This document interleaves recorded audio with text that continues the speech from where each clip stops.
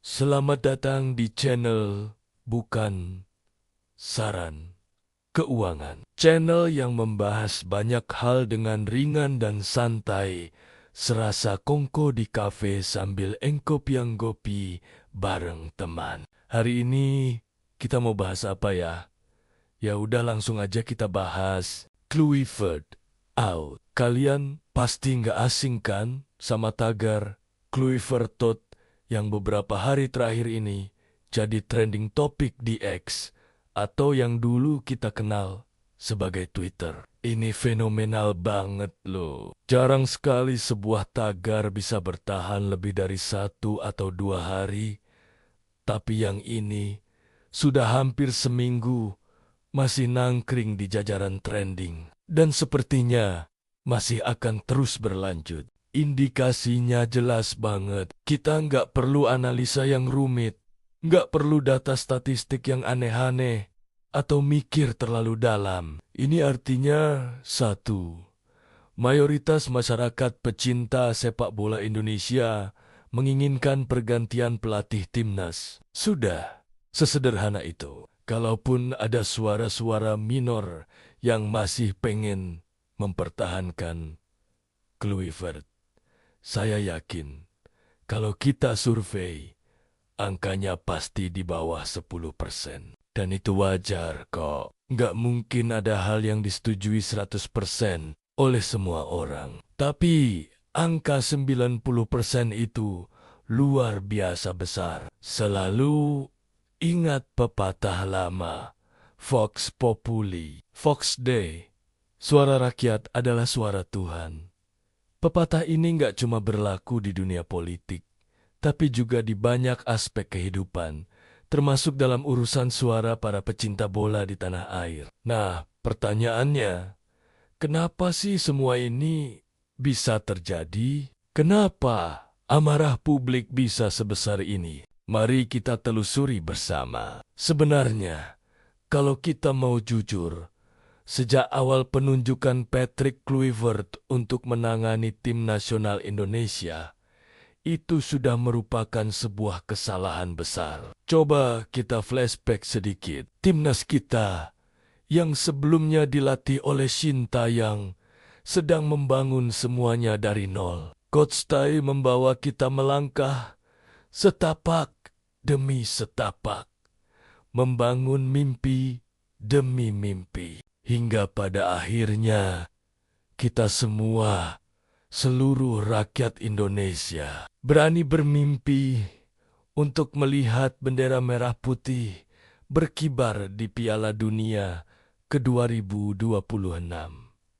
Coach Tae membuat kita yang mungkin tadinya pesimis jadi punya harapan dan mimpi besar itu. Seluruh masyarakat pecinta bola Indonesia mengamini mimpi tersebut. Kita semua satu suara, satu harapan. Namun, bagai petir di siang bolong, nggak ada angin, nggak ada hujan, tiba-tiba Ketua Umum PSSI, Bapak Erick Thohir, mengumumkan pergantian pelatih. Shin Tae-yong diganti oleh Patrick Kluivert. Dan yang paling membekas adalah ucapan beliau, "Saya tidak ingin menyesal nanti."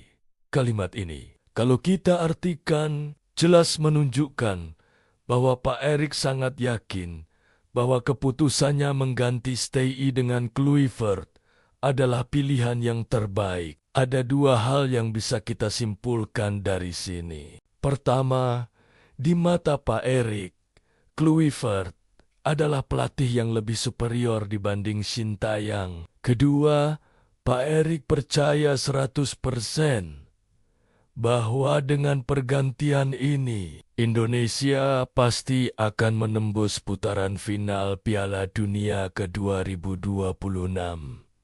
Padahal, kita semua tahu, dan saya yakin Pak Erick pun sadar betul bahwa keputusan ini sangat berisiko. Bayangkan saja, beliau mengganti seorang pelatih yang sudah membangun fondasi tim ini dari awal. Beliau mengganti pelatih di tengah jalan, bukan di akhir periode kontrak. Beliau mengganti pelatih yang performanya sedang menanjak dan sangat dicintai publik. Beliau tahu betul bahwa waktu persiapan sangat mepet dan masih banyak lagi pertimbangan lain yang seharusnya membuat pergantian ini tidak dilakukan. Tapi Pak Erik tetap mengambil langkah itu dengan segala risikonya. Tentu saja, sebagai pecinta bola sejati, kita semua berharap yang terbaik untuk timnas Indonesia, apapun kondisinya. Saat itu,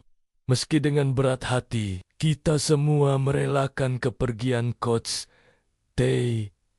Kita menaruh harapan baru di pundak Kluivert, berharap dia benar-benar bisa mewujudkan mimpi kita bersama, membawa Garuda terbang tinggi ke Piala Dunia ke 2026. Lalu, apa yang terjadi ketika Kluivert mulai melatih? Ternyata, apa yang dia lakukan jauh dari ekspektasi kita semua. Banyak sekali keputusan-keputusan aneh yang dibuatnya. Mulai dari mengubah formasi yang sudah terbukti solid, mencadangkan pemain yang sedang dalam performa puncak, menempatkan pemain tidak pada posisi aslinya, dan banyak lagi hal-hal lain yang terkesan absurd dan coba-coba. Hasilnya jelas tidak memuaskan. Pertandingan demi pertandingan kita lalui dengan was-was. Pola permainan tidak jelas.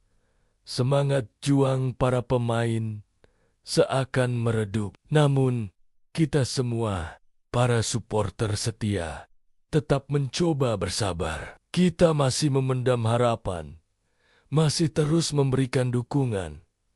Kita berpikir, mungkin ini hanya proses adaptasi. Mungkin Kluivert butuh waktu lebih. Sampai akhirnya, tibalah momen penentuan itu. Putaran keempat, kualifikasi Piala Dunia.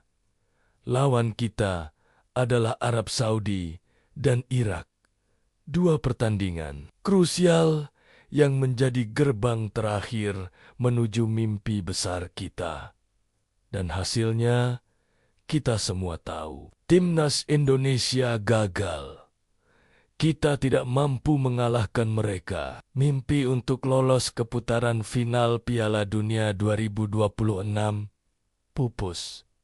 Sudah hancur berkeping-keping. Pada saat itulah, seluruh kekecewaan, kesabaran, dan harapan yang selama ini kita pendam, tumpah ruah, meledak menjadi sebuah tsunami kekecewaan yang luar biasa dahsyatnya. Jadi, sangat wajar jika tagar Kluivert berhari-hari mewarnai jagat media sosial. Kemarahan ini adalah akumulasi dari semua kejanggalan dan kegagalan yang kita saksikan. Dan saya prediksi ini akan terus berlanjut. Dalam kondisi seperti ini, akan sangat bijaksana jika Bapak Erick Thohir dan seluruh jajaran pengurus PSSI mau membuka telinga dan hati, mendengar apa yang menjadi suara dan keinginan mayoritas pecinta sepak bola Indonesia. Sudah saatnya berhenti bermain politik